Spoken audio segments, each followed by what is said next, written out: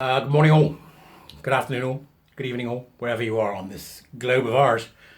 There are times when something comes across the radar where seriousness is required. And this from Nick Squires in the Telegraph on the 22nd is one of those times when sober reflection is in hand rather than the bouncing, bubbly humour of the jester. And today is one of those days, okay?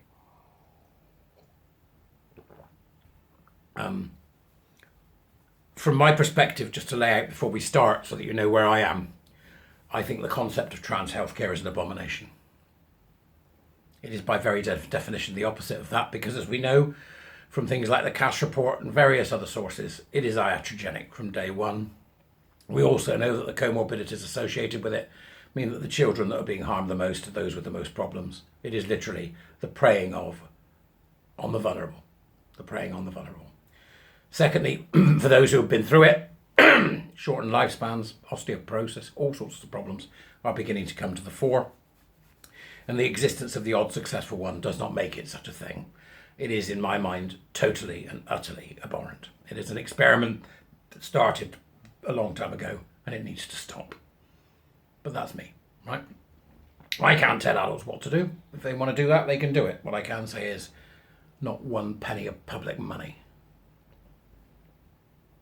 So this concept of trans healthcare, which has taken over all sorts of places that should be serious about medicine, colleges, universities that are teaching, people working in the NHS, people working in private practice, setting up private clinics.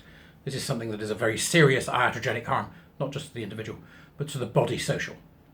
And this particular case illustrates to me more brutally and more sadly than any other why it's so bad. Trans man about to have sex change operation, I wish they wouldn't call it that because you can't do that, found to be 5 months pregnant. There is no more female thing that you can do, is there? And I don't mean that in a hierarchical sense. I mean that in a pure biological sense. There is no more female thing you can do. The only thing that comes even close is menstruation, right? Women give birth to babies, men don't, okay? Which means this person who is 5 months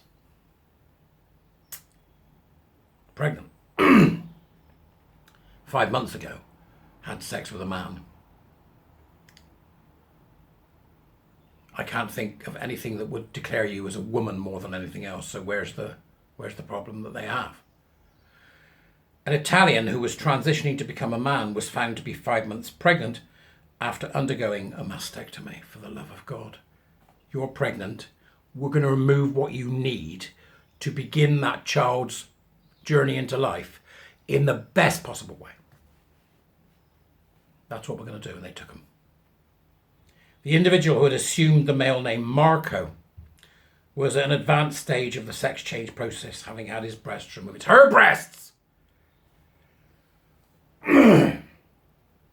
It is the Telegraph, for sake!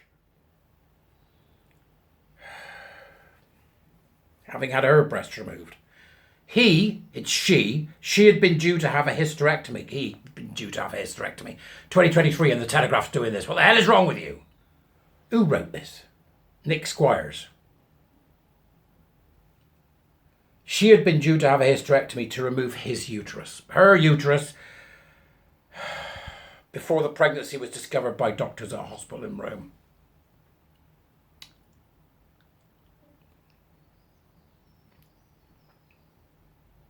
Thought to be the first baby. Thought to be the first case of its kind in Italy. The surprise discovery has raised concerns about the welfare of the baby. Concerns about this mother who can't be one. Because they're ill, right? Ill! And whether the fetus had been affected by the procedures that Marco had undergone to date. They put her under general anaesthetic. They've given her hormones. What else has she been taking? You know how screwy these people get. What else has she been taking? Once the pregnancy is discovered, the first thing to do is to immediately suspend the hormone therapy. Well, gosh, oh my. The baby. Said Julia Senofonte, an endocrinologist and expert on gender therapy, that's the one who said about stopping the hormone therapy. If the halting of the therapy is not immediate, there could be consequences, especially in the first trimester of pregnancy. This person is 5 months pregnant. They've been feeding the baby these drugs for 5 months via their mother.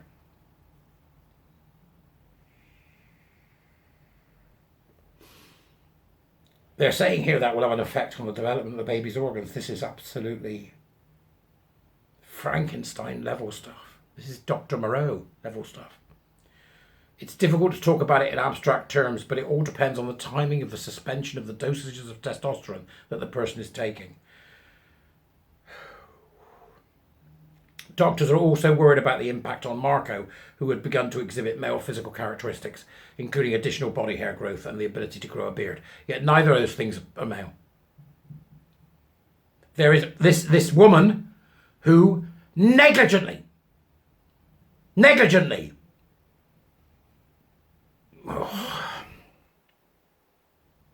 is pretending to be something she is not.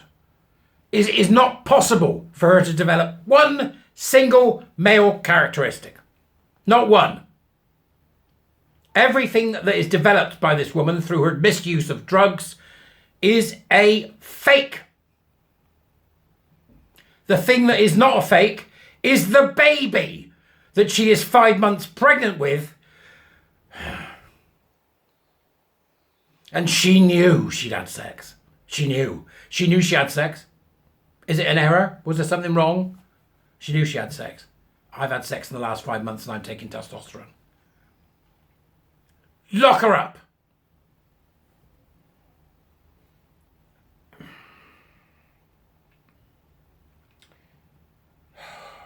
Right. Senofonte continues. It's difficult to talk about it in abstract terms, but it all depends on the timing of the suspension of the dosages. I can't. They're also worried about the impact on Marco.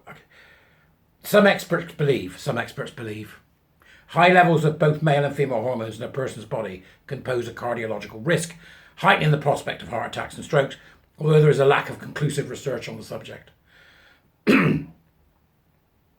Marco is now expected to go through with the pregnancy and give birth to the baby. Under Italian law, an abortion after 90 days is only allowed if the pregnancy seriously endangers the health of the mother or if there are significant problems with the fetus. Marco will be the baby's biological mother, but will be registered legally as the father. Screwing up the baby in utero, screwing up the baby in reality. Tell me, where exactly is it written that this is something we should be allowing? Where?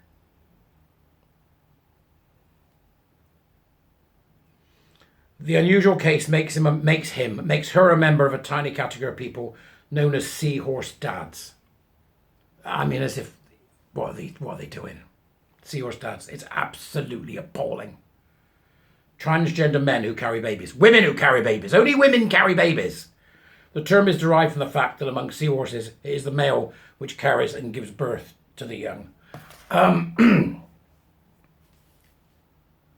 can't stop thinking about the baby. The future of that baby. What will the testosterone mean? What would it mean to the baby? What will the fact that they've got a deluded, insane mother mean for the baby? This has to end. I'll see you later.